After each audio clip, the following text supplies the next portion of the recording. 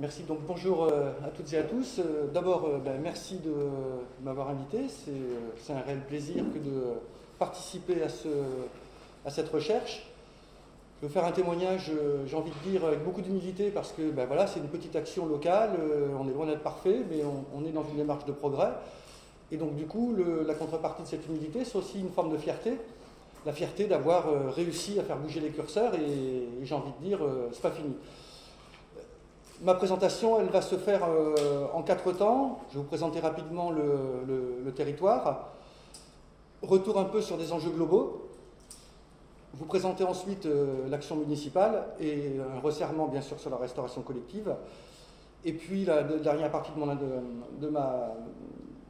mon intervention se basera sur l'élargissement de ce projet à un territoire plus large, qui permettrait notamment, comme ça a été dit, quelque part de chercher à massifier un peu et à mener des politiques structurantes sur un bassin de vie plus large que celui de la couronne. Donc, voilà, la commune de la Couronne, excusez-moi. Donc on est dans le sud-ouest, dans la nouvelle région Aquitaine, anciennement Poitou-Charentes.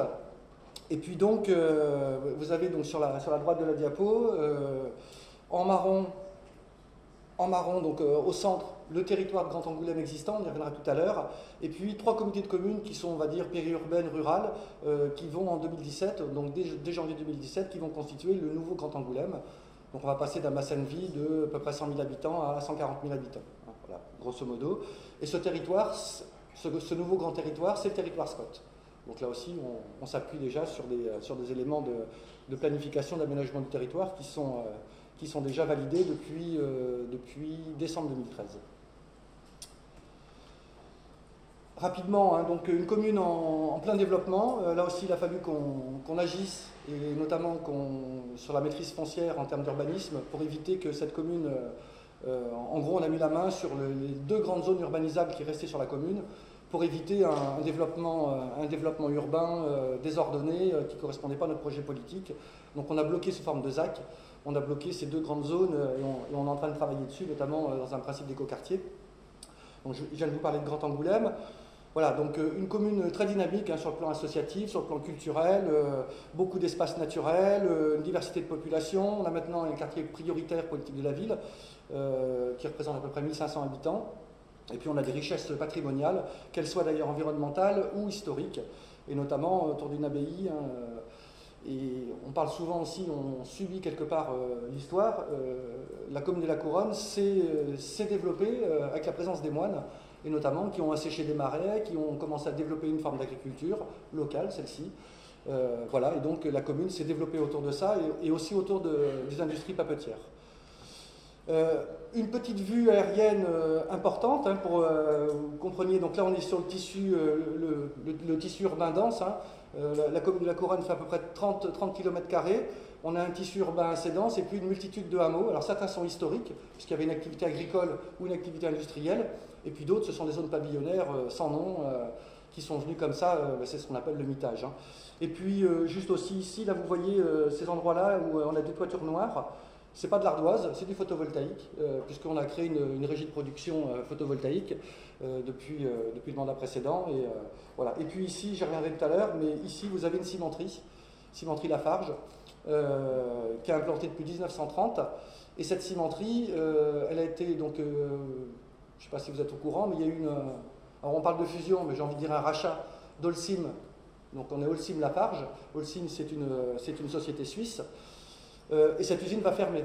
Elle est présente depuis 1930, elle va fermer. Donc là, nous aussi, en termes de maîtrise foncière, que ce soit du foncier non bâti, du foncier agricole ou du foncier bâti, il va falloir travailler aussi là-dessus. C'est, on va dire, très important. C'est le plus gros propriétaire foncier de la commune. Le deuxième, c'est un lycée agricole, c'est le lycée agricole de Loisel-Haïs. Voilà, et puis, voilà, pas mal de constats assez négatifs. Et notamment, je vous laisse, alors c'est une liste à la Prévert, qui est loin d'être complète, mais cependant, voilà, beaucoup d'activités avec une forte empreinte écologique, qui nous a amené effectivement à nous poser un certain nombre de questions. Et puis j'ai voulu aussi vous montrer cette diapo parce que ça permet de prendre un petit peu de hauteur et de voir un petit peu comment se situe la ville. La photo que vous avez vue tout à l'heure, en gros, elle était sur cette emprise-là. Ici, vous avez la carrière Lafarge. J'y reviendrai, il y aura une photo plus précise. Hein. C'est une centaine d'hectares ici. L'usine est située ici. Vous avez ici l'ancienne, enfin, une voie ferrée Bordeaux-Paris. Et vous avez ici la LGV avec le raccordement sur la couronne. Et puis notre commune est traversée par 3 vallées. On a une ici, la vallée des Eaux Claires, la vallée de la Charroux qui se situe ici, et une vallée très emblématique, c'est la vallée de la Bohème. Et tout ce que vous voyez en marron, ce sont des parcelles de maïs irriguées. La commune qui est un peu plus en amont, voilà, il y a des tourbières. Et donc on avait une vallée, historiquement, une vallée, on va dire, avec beaucoup de zones humides, qui ont disparu les unes après les autres au profit de la culture du maïs irrigué. Donc pour nous, c'est une vraie problématique aussi d'aménagement du territoire et de vision aussi sur la production alimentaire. Voilà, et vous avez ici la vallée de la Charente, voilà, et donc on est bien sur une partie du bassin versant de la Charente. Voilà, je voulais montrer cette diapo-là. Elle est prise, on va dire, côté est, hein, d'est en ouest. Et vous avez ici donc l'arrière de l'usine avec cette fameuse carrière de 100 hectares qu'il va falloir maintenant gérer puisque l'activité de la cimenterie s'arrête. Deuxième partie de mes propos, voilà, on est à la Couronne. Cependant, la Couronne, voilà, on l'a vu, hein, c'est en Charente, c'est en France, c'est en Europe. On est sur ce bout de caillou, comme tous les humains. Et donc, on est amené à se poser un certain nombre de questions. Et aujourd'hui, on peut faire référence au sommet de Rio en 92, où un certain nombre de constats environnementaux et sociaux ont été exprimés. Il y a eu Rio plus 20. Le constat, c'est que les indicateurs s'affolent encore plus. Voilà, perte de biodiversité, des ressources, etc. Je ne vais pas revenir sur ce qui a été dit tout à l'heure. Et du coup, oui, c'est la question de son habitabilité pour les générations futures. Et c'est notre ressort à nous. Tout ce qu'on engage aujourd'hui, tout ce qui a été engagé, va impacter la vie des générations futures. J'ai presque envie de poser la question autrement. Est-ce que l'humanité, au travers de ce qu'elle génère, dans ses modes de production, d'échange et de consommation, est-ce que l'humanité va pouvoir continuer à vivre sur ce bout de caillou? Donc, pour moi, ce n'est pas sauver la planète, c'est bien sauver l'humanité, puisque la planète, elle continuera à tourner avec ou sans les hommes. Et quelque part, voilà, notre politique s'est basée là-dessus, en se posant un certain nombre de questions sur les modèles dominants qui nous amènent quelque part dans le mur, qu'on le veuille ou non, et notamment sur le principal qui est le changement climatique, mais pas que, hein, on peut parler de biodiversité, des ressources. Et donc du coup, voilà, on s'est posé un certain nombre de questions. Qu'est-ce qu'on subit sur ce territoire? Qu'est-ce qui nuit à l'avenir de ce territoire? Et j'ai envie de dire aussi, on a pu rajouter une question, c'est est-ce que dans sa façon de vivre, notre territoire, il ne nuit pas à d'autres territoires, autour, mais aussi plus loin? On pourrait reprendre l'exemple de la viande, hein, le modèle dominant, voilà, comment sont nourries les bêtes. On a parlé du maïs irrigué, mais on pourrait parler de l'importation de soja, notamment sous forme de tourteaux. Et puis on regarde l'impact que ça a, socialement et environnementalement, du côté de l'Amérique du Sud, par exemple. Donc là aussi, quand je consomme de la viande et qu'elle est issue de ce modèle dominant, je sais que j'ai un impact aussi négatif à d'autres endroits sur ce bout de caillou. Donc on s'est dit, voilà, il faut agir. Hein, et vous avez vu tout à l'heure, j'ai bien parlé d'un projet politique qui se développe sur 2 mandats. 2008-2020, on n'était pas sûr d'être élu. En tout cas, on a pris cette perspective de se dire, oui, c'est un projet à moyen et à long terme, et les choses vont avancer progressivement. Alors je vous ai listé, hein, c'est un peu une liste à l'après-vert, hein, toutes les actions ne sont pas là, mais cependant, je vous ai listé des actions qui sont significatives, et puis c'est aussi quelque part l'entraînement de l'ensemble de la population. Il fallait aussi que nous, on se rende exemplaire et qu'on montre quelque part une voie possible et une voie différente à l'ensemble de la population. Voilà. Et bien sûr, la restauration collective fait partie de notre plan d'action. J'ai envie de dire, c'est peut-être, avec la gestion différenciée des espaces verts, le projet le plus abouti dans notre démarche.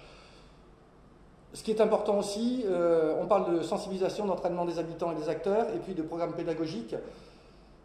L'exemplarité de la commune, elle est importante, elle n'est pas suffisante. Et on s'est dit aussi qu'il fallait agir, essayer de petit à petit d'emmener l'ensemble de la population sur d'autres façons de consommer, sur d'autres façons de se comporter, d'agir dans tout un tas de domaines. Petits exemples, hein, notamment au travers de la trame verte et bleue. On a mené un travail avec une association qui est Charente Nature, hein, qui fait partie du réseau France Nature Environnement. Ils ont créé une espèce de, on pourrait appeler ça un jeu à plateau, hein, mais tout simplement qui place les jeunes et les enfants dans une situation de réflexion, mais aussi d'action et de proposition. C'est-à-dire, en gros, ce plateau, ça symbolise un lieu, une commune, avec ses différentes composantes naturelles, les infrastructures routières, le développement urbain, la présence de l'agriculture, etc., etc. Et donc, du coup, les enfants sont amenés à se poser un certain nombre de questions, mais aussi à questionner, à renvoyer des questions à la collectivité. Et ils ont pris, je développe un petit peu là-dessus, parce que ça me paraît aussi assez symbolique, au travers du hérisson, de l'écureuil, notamment, et donc dans le tissu urbain de la couronne, ils se sont déplacés.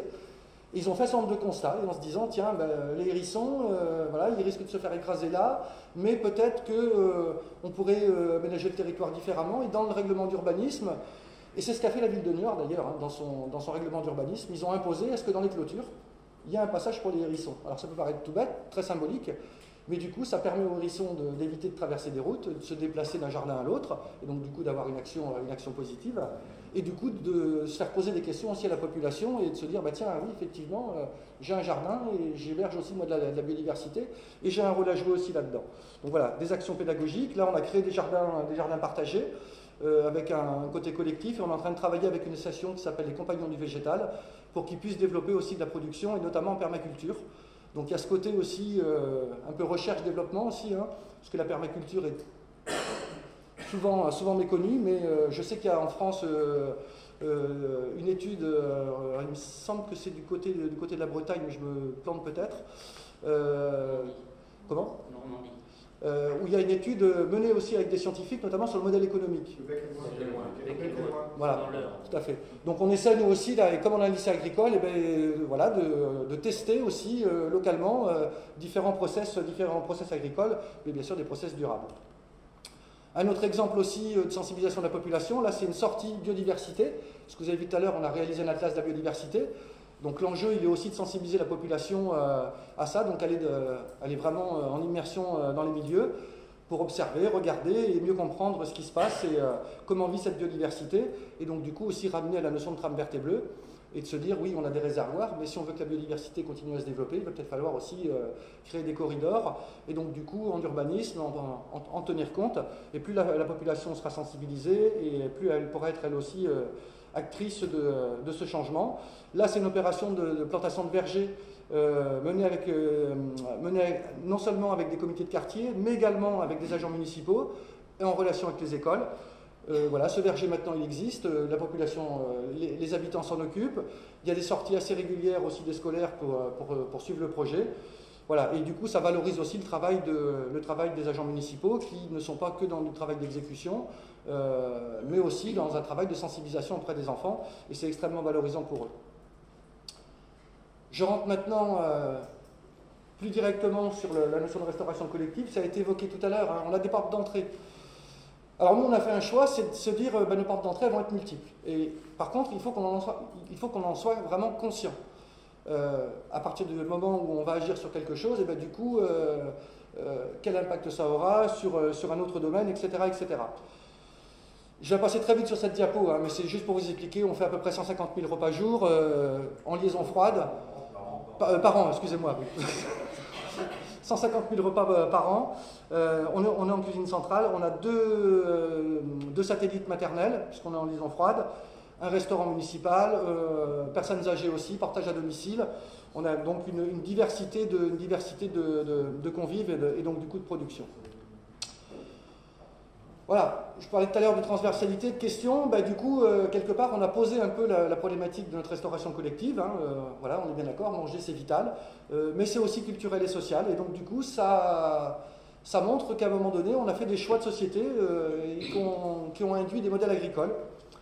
Et donc forcément, aujourd'hui, face à tous ces constats, il y a des vrais enjeux à relever, et notamment sur l'aménagement du territoire, puisque de toute façon, quoi qu'il en soit, l'agriculture, elle est bien ancrée sur un territoire, et la façon dont il est aménagé va avoir forcément un impact positif ou négatif sur l'agriculture et sur l'environnement. J'ai échangé tout à l'heure avec Sarah, et c'est vrai qu'on ne s'était pas concerté. Le petit schéma qu'elle vous a fait, ben, voilà, sur cette approche transversale, c'est les questions qu'on se pose. Donc notre projet central, ben, oui, il est articulé autour de qualité, proximité, saisonnalité. On est dans une démarche de progrès, donc on est parti du principe, et ça quelque part c'est le principe Agenda 21, on est parti du principe que ben, on n'était pas parfait, on avait effectivement à progresser.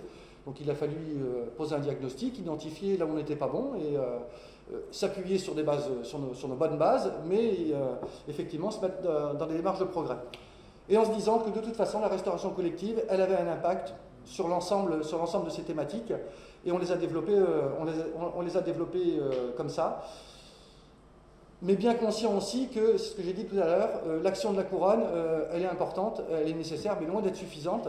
Et quand on parle de structuration de filières de qualité ou de développement de l'agriculture de proximité, bah, c'est clair que l'action de la couronne, elle est loin d'être suffisante. Et donc ça sera la deuxième partie de mon intervention, l'élargissement sur un bassin de vie, plus large. J'insiste aussi sur un élément, c'est celui-ci. Ça, c'est nos gènes Agenda 21. Agenda 21, ce n'est pas qu'un programme d'action qui répond à des enjeux de développement durable, c'est avant tout des politiques partagées, des politiques transversales et des politiques qui favorisent l'implication et la participation de tous les acteurs. Et on a vraiment travaillé la restauration collective dans ce sens-là. Alors, un exemple de réflexion, l'investissement. Donc nous, on part du principe que l'investissement, il doit générer des économies de fonctionnement. Et donc du coup, voilà, alors bien sûr, les agents sont impliqués dans ce type d'achat pour la rédaction du cahier des charges, et bien sûr, on a priorisé l'ergonomie, les conditions de travail, les consommations de fluides énergétiques, l'eau, etc., et le prix vient en dernier. Donc effectivement, à chaque fois qu'on a investi, on a payé plus cher, mais sur la durée, on s'y retrouve largement, moins d'arrêt maladie, moins de consommation, et donc du coup ça impacte beaucoup moins le fonctionnement de notre restauration collective. Alors un exemple concret, vous avez ici là, ce qu'on appelle une table à flux laminaire. Avant, on avait un local, et c'est l'ensemble du local qui était refroidi. Donc le personnel travaillait en doudoune, forcément, puisqu'il faisait très froid, alors que là, il y a juste une partie qui est, donc on consomme moins, ils travaillent dans de meilleures conditions. C'est du gagnant-gagnant cette histoire. Donc voilà, là on est sur un four à cuisson lente, enfin j'en passe et des meilleurs, mais on a bien effectivement agi de cette façon. Là on a un lave-batterie avec récupération de chaleur, etc. pour moins consommer, mais aussi des gestes à hauteur d'homme, de façon à travailler aussi, à éviter les troubles musculo-squelettiques. Juste ici, on est logique avec nous-mêmes, donc on a pris une délibération concernant les OGM, voilà, on a été clair là-dessus. Et puis, dans ce conseil municipal, quelque part, on avait besoin aussi de... On a fait un point sur où on en était dans notre démarche, ça faisait juste 2 ans qu'on y était, et puis voilà, il y a eu un vote à l'unanimité sur la poursuite du projet, et notamment sur l'introduction des denrées bio. Un exemple aussi de la coopération avec les scolaires, c'est la création d'une mare, puisque l'école Marie Curie, qui accueille des CE2 jusqu'au CM2, a maintenant un jardin, une mare, un poulailler, des composteurs. Donc en termes éducatifs, voilà, tout est réuni. Et bien sûr, les composteurs reçoivent tout ce qui est compostable issu de la restauration collective. Et ce travail, il a été mené avec le lycée agricole de l'Osellerie. Donc là, ce sont des étudiants qui accompagnent les primaires sur la création de cette mare. Voilà, je vous parlais des composteurs tout à l'heure. Voilà, on a installé nos batteries de composteurs au sein du jardin de l'école.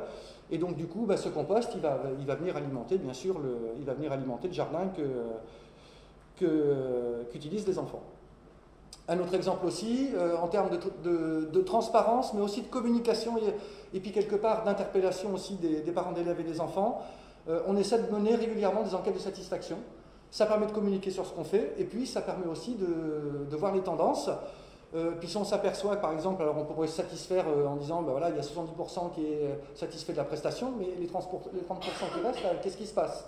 Voilà. Donc on a cette démarche régulière aussi, et cette enquête a été retransmise sous forme papier à l'ensemble des parents, et on l'a communiqué aussi dans le bulletin municipal. Quelques facteurs de réussite, le duo élu gestionnaire. J'insiste lourdement là-dessus parce que, quelque part, seul Un salarié, il ne peut pas mener un projet. Donc, ça relève du projet politique, et c'est le deuxième item, hein, un objectif et un plan d'action clair et partagé. Donc, il faut que le projet politique soit clairement exprimé pour que le gestionnaire puisse le mettre en œuvre. Et donc, du coup, cette relation entre l'élu référent et le gestionnaire, moi, me paraît essentielle, et c'est ce qui nous a permis d'avancer, avec derrière, bien sûr, une implication forte de l'ensemble de l'équipe. Une évolution, pas une révolution, bah oui, on ne casse pas un outil comme ça, on était pris dans des marchés, il y avait des habitudes de fonctionnement. Donc, moi, élu, j'ai effectivement donné des orientations à un cadre politique, mais par contre, je me suis formé, moi aussi. J'ai appris à comprendre comment fonctionnait la restauration pour éviter, effectivement, de donner des injonctions qui seraient irréalisables ou qui casseraient une dynamique, un fonctionnement qui, quelque part, était... fonctionnait bien, puisque l'objectif, c'est quand même de servir des repas avant tout. Voilà, donc on l'a fait évoluer tranquillement, mais sûrement. Et vous voyez l'exemple de l'introduction des denrées bio. Donc là aussi, hein, en termes d'accompagnement de la production, du développement de la production, on n'a pas fait de greenwashing, nous, hein. On n'a pas fait un repas bio tous les 2 mois. C'est pas comme ça qu'on structure une filière, c'est juste évident. Il faut qu'il y ait une commande régulière, une quantité aussi significative. Et donc on y est allé marche par marche. On a commencé à introduire quelques denrées, on les a stabilisées et on est passé à l'étape suivante. Donc à chaque fois, on a cherché à stabiliser et à développer ensuite.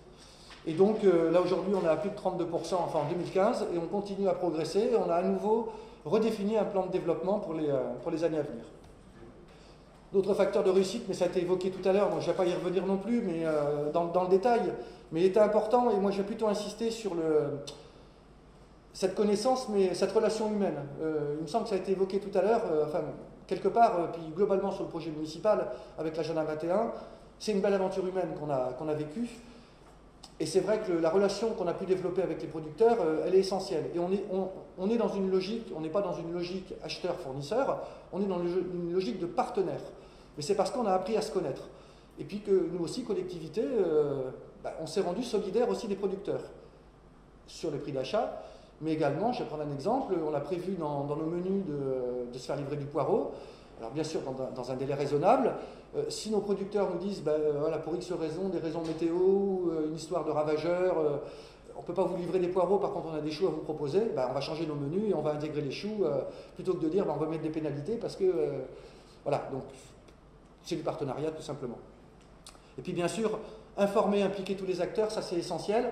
On l'a créé, on l'a pas créé, on l'a boosté. Alors au début elle s'appelait une commission menu et donc maintenant on a une commission restauration qui associe les enseignants, les enfants, les parents d'élèves, le personnel, une diététicienne, des élus et d'autres partenaires éventuellement en fonction des thématiques.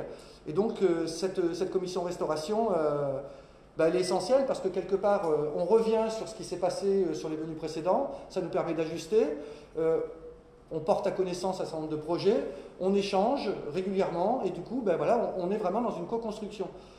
Et c'est fondamental pour nous parce que quelque part on est logique avec la notion d'agenda 21, mais quand on rencontre un problème, vous savez, hein, quand on subit les choses et puis qu'il y a un problème, on va montrer du doigt celui qui nous a quelque part fait subir les choses, alors que là les décisions elles ont été prises collégialement et du coup quand il y a un souci, au lieu de se montrer du doigt, on se met autour de la table et on se dit comment collectivement on va pouvoir résoudre ce problème.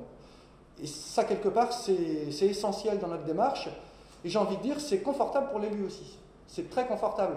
Ça peut paraître chronophage au départ, mais cependant, une fois que c'est mis en place, ça devient une habitude. Et ça renforce d'un côté la position de l'élu, mais ça lui rend son siège un petit peu plus confortable, puisqu'il n'est pas le seul à décider. On est d'accord, in fine, c'est l'organe délibérant qui a le dernier mot, mais cependant, voilà, on prend des décisions qui sont éclairées par l'ensemble des partenaires. Autre chose, hein, voilà, accompagner le changement, former, j'y reviendrai tout à l'heure sur une diapo, c'est important. Outil de gestion analytique, il est essentiel. On a un outil qui s'appelle Salamandre, on travaille même avec le fournisseur du logiciel sur un développement très pointu, puisque maintenant on peut rentrer la notion d'origine de nos denrées. Vous le verrez tout à l'heure, hein, on a obtenu un label et pour ça il a fallu qu'on livre nos grands livres et nos factures. Et puis comme on a une diversité de convives, c'est important hein, de maîtriser tout ça et puis avoir ses coûts analytiques. Quand quand on parle de coûts, voire de surcoût par rapport à de la production locale, par rapport à de la bio, ça touche uniquement le coût denrée. Et le coût denrée, c'est quoi? C'est entre 20 et 30% du coût global du repas.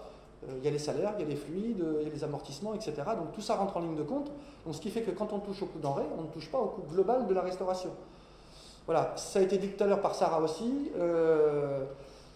On a cherché, nous, à faire des économies de fonctionnement par les investissements, mais aussi par le gaspillage alimentaire, par la formation du personnel. Et plutôt que de se dire, ben, on va réduire nos coûts, donc on met de l'argent de côté, on a réinvesti ces économies dans la qualité, tout simplement. Dans la qualité, dans la formation.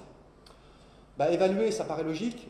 Si on est dans une démarche de progrès, c'est peut-être bien de savoir d'où on part et puis de faire des points réguliers pour savoir où on en est. Donc on a un certain nombre d'indicateurs qui nous permettent effectivement de savoir où on en est et de continuer à nous projeter. Maîtrise des coûts, ben, je l'ai évoqué tout à l'heure, mais c'est juste essentiel. Hein. Voilà, on a aussi quelque part un budget qui est contraint, qui est limité. Et ça impacte aussi la politique tarifaire, c'est un choix qu'on a fait. On n'a pratiquement pas augmenté le coût du repas. On vend le repas, là pour l'instant c'est un tarif unique, on est en train de réfléchir sur une politique de tarification différenciée en fonction du revenu, là c'est en pleine réflexion. Aujourd'hui on a un repas qui est vendu à 2,36 €. Coût de fabrication, c'est à peu près 8 €. Bah, le delta, c'est le budget principal qui, avec une subvention d'équilibre, hein, puisqu'on est sur un budget annexe, qui vient équilibrer tout ça. Le coût matière. Pardon? Le coût matière. C'est variable, on est autour de 2 € sur le coût matière. Des fois c'est un petit peu moins, des fois c'est un petit peu plus, puis ça dépend aussi du type de convive. Mais voilà, grosso modo, on est à peu près sur 2 €. Je parlais de former, et puis de partenariat. Le jeune homme et la jeune fille que vous voyez qui sont debout, ce sont 2 élèves ingénieurs. On a une école d'ingénieurs, vous l'avez vu tout à l'heure dans ma présentation. Et donc là, dans le cadre de leur formation, parce que c'est une formation par alternance, donc là, on les a sollicités puisqu'on avait pour projet, et ça y est, c'est fait, de changer nos produits d'entretien et d'aller sur des produits d'entretien les moins impactants sur le plan de la santé, sur le plan de l'environnement. Donc des produits d'entretien écolabellisés, voire aussi quelque part des recettes de grand-mère. Je pense au vinaigre notamment, des choses comme ça. Et donc du coup, plutôt que de mettre en place une formation via le CNFPT par exemple, on a fait une formation maison avec l'école d'ingénieurs. Et donc, on a travaillé pendant plusieurs mois avec eux. Et là, donc, c'était un des temps de formation, voilà, sur les risques chimiques, tel produit, voilà l'impact que ça a sur votre santé à vous, sur l'environnement. Et petit à petit, ça a accompagné l'introduction de ces produits écolabellisés. Ça a permis aussi au personnel d'être dans une phase de test. Donc là aussi, dans une dynamique participative de l'ensemble du personnel. Alors, voilà, ce que je vous disais tout à l'heure. Là, c'est le Interbio, donc Interbio Aquitaine, Nouvelle-Aquitaine, qui a développé un label qui s'appelle Territoire Bio Engagé. On a déposé un dossier, donc pour obtenir ce label, il faut avoir dépassé 6% de la surface agricole utile en bio, ou être à plus de 20% de denrées bio, et avec une mention aussi en étant à 60% de mémoire de produits locaux. Nous avons notre label, voilà, donc puis encore une fois, c'est pas qu'une simple déclaration, parce que là, il y a une vraie vérification derrière. Hein, tout à l'heure, il y a eu une question un petit peu dans ce sens-là, est-ce que les choses sont vérifiées, c'est du déclaratif, etc. Donc là, on a déclaré un certain nombre de choses, nous, mais Interbio nous a demandé d'éplucher nos grands livres et nos factures. Et donc, du coup, voilà, on a obtenu ce label qui vient quelque part, je ne dirais pas récompenser les élus, mais récompenser l'ensemble des partenaires qui ont travaillé sur ce projet. Voilà, donc ça c'était la première partie de ma présentation sur la commune. On fait partie du Grand Angoulême, on fait partie de ce territoire Scott, et donc ça fait maintenant presque 3 ans que je porte un petit peu à bout de bras au départ, et puis maintenant de façon plus partagée. On a monté un réseau de la restauration collective autour d'une charte, qui a été d'ailleurs reconnue dans le cadre du PNA, c'est pour ça qu'il y a le logo, qui s'appelle Bien manger à l'école, c'est l'affaire de ma commune. C'est une charte de progrès, vous avez ici les éléments essentiels, on l'a retravaillé puisque d'ailleurs on avait déposé aussi un appel, on a répondu à un appel à projet de la DRAF, et donc l'objectif c'était aussi, nous aussi, de rendre aussi quelque part notre copie avec des outils reproductibles. Et cette charte, nous on va la mettre au pot commun, j'espère que d'ailleurs beaucoup de restaurations pourront s'en inspirer. On a une vraie diversité de la restauration collective sur ce territoire. On a des collectivités qui font peut-être une 30aine de repas par jour pour des scolaires, et puis la ville d'Angoulême qui en fait 3000. Donc voilà, on n'est plus du tout sur les mêmes échelles, sur les mêmes contraintes, sur les mêmes problématiques, sur les mêmes enjeux. Cependant, cette charte, elle traverse, elle est adaptable en fonction de la taille de la collectivité, mais il y a aussi le réseau qui joue. Les retours d'expérience, la solidarité entre communes, le partage, la mutualisation éventuellement. Et donc on a travaillé autour de ces items. Le gaspillage alimentaire a été évoqué tout à l'heure, c'est un axe fort effectivement. Alors, je veux juste apporter une petite précision parce que souvent quand on parle de gaspillage alimentaire, on s'attaque à la phase aval, c'est-à-dire aux convives. Et on a tendance à montrer du doigt le convive et en disant ben, tu gaspilles. Nous on est parti du principe qu'on allait d'abord regarder nous ce qu'on faisait et comment on gérait nos commandes, comment on gérait la restauration de façon globale. Et si nous dans notre gestion, déjà sur la phase amont, est-ce qu'on ne générait pas du gaspillage qu'on pouvait éviter? Et donc, il y a eu tout ce travail qui a été fait sur le mandat précédent. On a maintenant des fiches techniques recettes, on a des fiches techniques menus, on a des outils de gestion de commandes, on est en lien avec la commission restauration, on ajuste sur les grammages, on est aussi dans un rôle éducatif, donc du coup, il ne faut pas non plus aller, sinon on ne servirait que des steaks frites. Donc l'éducation à l'équilibre alimentaire, à la santé, au goût, elle est importante. Voilà. Par contre, quand on essaie des choses, des fois on diminue un petit peu les grammages. Voilà. Et puis on a mis en place aussi un certain nombre de formations collectives cette fois. Et là, on a travaillé avec le CNFPT, on a mis en place des formations sur mesure. La dernière qu'on a mise, c'est une formation autour de la cuisine des légumes secs, qui est aussi une alternative aux protéines animales. Ça fait longtemps, nous, qu'on a introduit des repas sans viande avec une association céréales légumineuses. Mais pour que ça fonctionne bien, voilà, on est dans une société occidentale qui culturellement articule ses repas autour de la viande. Je reviens au modèle dominant de tout à l'heure. Donc nous, on a fait le choix de manger moins de viande, mais mieux de viande. Sur des productions avec, voilà, on n'est pas sur la production intensive. Et donc du coup, on a formé nos cuistots une cuisine savoureuse au travers des légumes secs. De façon à ce que là aussi ça soit appétant, ça ait du goût, de façon là aussi à éduquer les enfants là-dessus et montrer qu'un repas, ça ne s'articule pas qu'autour de la viande. Voilà, c'est aussi des saveurs, c'est des produits locaux. Et puis le deuxième élément, c'est qu'il y a une vertu aussi pour les légumes secs, c'est que naturellement ils fixent l'azote et que même sur du conventionnel, en termes de rotation de parcelles, c'est très intéressant puisque ça évitera aussi à un moment donné, ça limitera notamment les intrants d'azote chimique, et que dans le modèle économique d'une entreprise conventionnelle, ça peut rentrer en ligne de compte puisque ça sera autant d'argent dépensé en moins d'achat d'azote de synthèse. Voilà, donc cette charte elle est vivante, chaque collectivité qui y rentre, on est parti de 3, on est maintenant 18, il n'y a pas d'objectif de résultat, il y a plutôt un accompagnement bienveillant, avec maintenant des outils de suivi, d'évaluation, des mutualisations, et on va accompagner progressivement chaque collectivité dans une démarche de progrès au travers de l'ensemble de ces items. Et puis c'est un petit peu la dernière partie de mon propos. On a maintenant des enjeux d'aménagement du territoire.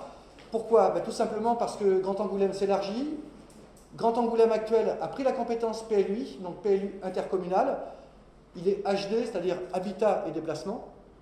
Et donc là, il est en cours d'élaboration, donc là, on a de vraies opportunités pour que ce PLU, dans son PADD, dans son projet d'aménagement et de développement durable, il intègre un système alimentaire territorial. Et donc, du coup, ça aille aussi dans le PADD, mais aussi sur la réglementation d'urbanisme, et bien sûr que le zonage soit compatible avec tout ça. On a des exemples précis, on a commencé à y travailler, puisqu'on est référencé site pilote OEBio avec la FNAB. Donc il y a tout un tas de territoires français qui sont sites pilotes OEBio, avec des démarches très intéressantes, et notamment le repérage, on va dire, de terres à enjeux, protection de la ressource en eau, en qualité et en quantité, implantation de producteurs bio sur ces zones-là, et bien sûr, de l'autre côté, structurer la filière et assurer des débouchés pour ces producteurs, et notamment via la restauration collective. La ville de la Couronne, et notamment on l'a vu au niveau de la loi NOTRe, elle a quand même un avantage, cette nouvelle loi, c'est qu'elle recale un petit peu mieux les compétences de chacun. Si je prends la compétence économique, tout le monde avait la compétence économique. Donc à un moment donné, on pouvait avoir des politiques contradictoires sur un même territoire. J'ose espérer que ça puisse contribuer à, quelque part, un petit peu harmoniser un petit peu plus les politiques locales. de l'Europe, en passant par les régions, jusqu'aux territoires intercommunaux.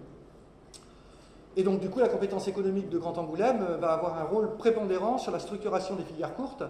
On peut parler de plateforme, on peut parler effectivement d'unités de transformation. Il ne faut pas oublier une chose, c'est que si on travaille sur la restauration collective, ben en Charente, comme dans beaucoup de régions en France, le pic de production, c'est l'été. Les écoles sont fermées. Donc du coup, il faut peut-être aller chercher et travailler avec d'autres, notamment dans le milieu médical, dans le milieu social, et puis aussi, quelque part, transformer un certain nombre de denrées, de façon à ce qu'elles puissent être réutilisées, voilà, travailler sur des gammes différentes. On le verra tout à l'heure, hein, plus on monte sur des produits frais, et plus on a besoin, quelque part, de main-d'œuvre pour le travailler. Donc si on voit que ce n'est pas possible, on peut travailler aussi sur des denrées de 5e ou de 4e catégorie. Donc du coup, ça peut faire travailler d'autres acteurs de l'économie de l'agroalimentaire. Et puis aussi, on est en train de se dire que ça peut avoir aussi un impact autour de l'économie sociale et solidaire. Et que l'agrégation de tous ces projets, avec ces approches un petit peu transversales, devrait contribuer justement à ce que Grand Angoulême 2017 aille vers un projet alimentaire territorialisé. On est, j'ai envie de dire, là, on est quelque part dans un moment clé de l'avenir de ce territoire. Il y a des expériences qui ont été menées sur certaines communes, qui ont montré l'exemple. Et là, la page est en train de s'écrire. Elle s'appuie sur un certain nombre d'expériences, sur un certain nombre d'actions qui ont été déjà menées. Mais si vraiment on veut que ça se développe et que ça se structure correctement, c'est bien au niveau de l'intercommunalité qu'il va falloir agir. Autre élément aussi, hein, et pour conclure, il va falloir effectivement rechercher les complémentarités, différents niveaux. Les mutualisations, c'est important. On peut faire des économies d'échelle en travaillant en réseau, en mutualisant du personnel, en allant sur des commandes groupées, des choses comme ça. Notion de solidarité et le dialogue territorial, ce sont des éléments qui me paraissent moi essentiels. On l'a vu, on est sur des approches très transversales. Et donc du coup, on a une multitude d'acteurs qui, eux, viennent souvent autour de la table en fonction de leurs intérêts ou de leur activité. Et au bout d'un moment, se confrontent des intérêts particuliers et l'intérêt général. Le fait de mettre tout le monde autour de la table, sur un projet quelque part, sur un projet commun qu'on va écrire ensemble, à mon avis, peut permettre d'ouvrir des portes. Il faut éviter de stigmatiser. Hein. J'ai dénoncé tout à l'heure des modèles dominants. Je n'ai pas dénoncé des individus. C'est bien des systèmes qu'on s'attaque, ce n'est pas des individus. Donc on ne montre pas du doigt, effectivement, et vous l'avez dit tout à l'heure aussi, hein, vous auriez pu effectivement faire l'état des communes qui ont une politique catastrophique. Ce n'est pas le but du jeu, au contraire, les gens vont s'arc-bouter, ce n'est pas le but du jeu. Donc le dialogue territorial, il va être essentiel. Voilà, l'agenda 21 pour nous a été quelque part l'outil qui nous a permis sur la commune de développer un dialogue territorial. Cependant, voilà, j'ai mis l'exemple des sources de la Touvre. Le Grand Angoulême est alimenté en eau potable par des sources qui sont sur une commune qui s'appelle Touvre. Et ces sources, elles sont issues d'un bassin versant qui est sur un karst, donc un plateau calcaire, à une trentaine de kilomètres d'Angoulême. Ce territoire, il vit sa vie sans tenir compte qu'il a quand même une partie, quelque part, de son hydrogéologie qui va aller impacter un autre territoire qui se sert de cette eau à des fins de consommation. Et donc, du coup, il va falloir qu'on engage un dialogue avec ce territoire. Pour l'instant, on a une bonne qualité. On est en dessous des limites en termes de nitrates et de pesticides. Cependant, quand on regarde la courbe, elle est en train d'augmenter. Donc il va bien falloir à un moment donné qu'on dialogue avec ce territoire, qu'on se pose un certain nombre de questions et qu'on engage là aussi un certain nombre de mesures pour les générations futures, tout simplement, hein, pour qu'on ait toujours accès à une eau en quantité et en qualité qui soit digne de ce nom. Voilà, donc quelque part, pour conclure, c'est l'emblème. Je dis qu'il y avait un poulailler à l'école Marie Curie. Voilà, la boucle est bouclée, j'ai envie de dire. Moi, ce que je retiens quelque part de l'action qu'on a menée, c'est avant tout une aventure humaine. Et une belle aventure humaine. Ça a été très chronophage, ça continuera à l'être. Cependant, la qualité des relations humaines qui se sont développées, on a réussi à mettre autour de la table des gens qui ne se seraient jamais mis autour de la table. Dans le comité de pilotage Agenda 21, on avait Auchan, on avait l'usine Lafarge. Voilà. Et pourtant, on était sur des sujets, quand on parle de durabilité, et qu'on parle du ciment par exemple, c'est pas toujours évident. Quand on parle de la grande distribution, c'est la même chose. Cependant, voilà, nous on n'a pas cherché à stigmatiser, c'est ce que je disais tout à l'heure, on a cherché à développer du dialogue. Et si je le ramène à la restauration collective, voilà, on a maintenant une vraie richesse. Les parents d'élèves se sont mobilisés, participent régulièrement à nos échanges, viennent en commission de restauration. On a appris à se connaître avec les producteurs. Les producteurs ont appris à nous connaître.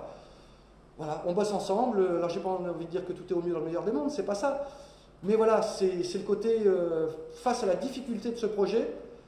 Le développement positif de la relation humaine a été quelque chose de formidable et j'ai envie de dire ça a été un vrai booster quoi, sur le territoire. Et j'espère qu'au niveau de Grand Angoulême, on pourra justement faire perdurer ce projet et continuer à avoir ce dialogue territorial qui est essentiel pour qu'on puisse avancer et avec effectivement une approche très transversale qui ne touche pas qu'à l'agriculture, qui ne touche pas qu'à l'alimentation, mais qui est bien sûr beaucoup plus important, beaucoup plus transversale. Merci.